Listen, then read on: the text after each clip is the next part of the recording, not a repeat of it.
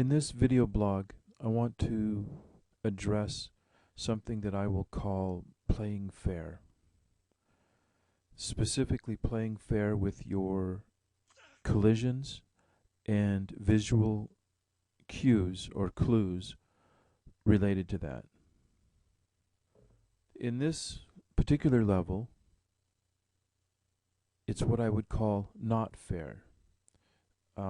You'll notice that I've incorporated shadow in this layer, and if I try to walk the player along this path, I'm not able to. I'm hitting an obstacle here. Well, you and I both know that hitting an obstacle there means that there's a collision, a little collision tile. If I move up top, miraculously I get through a solid wall. Here I cannot go through what is supposed to be a clear aisle, but if I walk down a little bit I can get through, and then down here cannot pass through the portal, but I can come up here and go through. This is not a fair level. In this level, this could be considered a fair level. There's a solid brick wall between me and the destination point, which is the teleport, the exit from the level. Well, there's these strange holes in the shadow. The player may not notice them, but if they did notice them, they could recognize, oh, wait a minute, I can go through here, but I can't go through here. What's different about this section of the wall?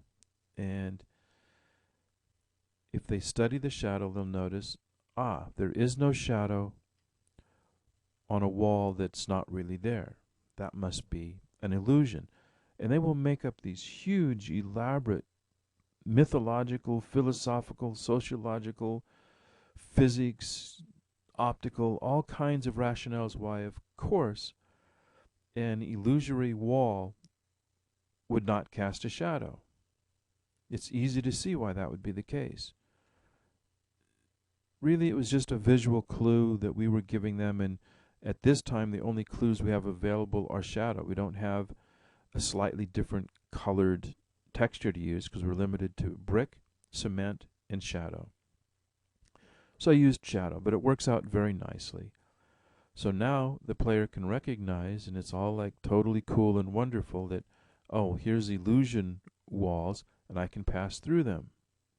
So instead of it being a disappointment, a confusion, it becomes a fun aspect of the game. And you can even build in discovering how it is that these illusory walls are created, and maybe there's some way to remove illusions, etc., etc. Now let's look at the actual levels, and we'll get some idea of what was going on with those in a little more detail. Here we see the main, these open areas and these nice little holes, these little doorways in the wall.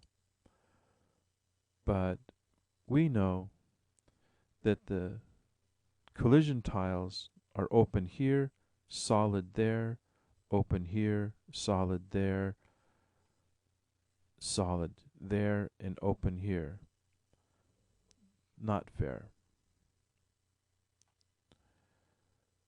Switching over to the other level, 0, 1. In this case, no collision tile, no shadow. No collision tile, no shadow, no collision tile, no shadow. This is what I would consider fair. You're giving the player some kind of visual clue. You're letting them know that this is where the wall will be not solid. I'm not suggesting that you make these illusory walls. I'm not suggesting that you make this kind of game.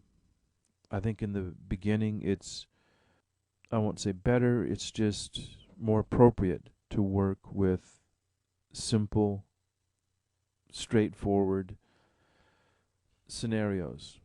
There's a hallway, there's not a hallway. There's a door, there's not a door. Later, after you've worked that out and really nailed how to function in that realm, then you can add things as this.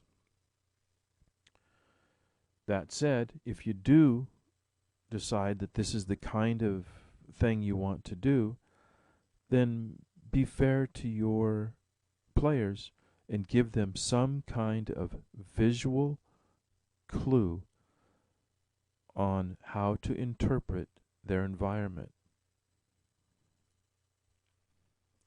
Alright, that's been my video blog on what I'm calling playing fair with collision tiles.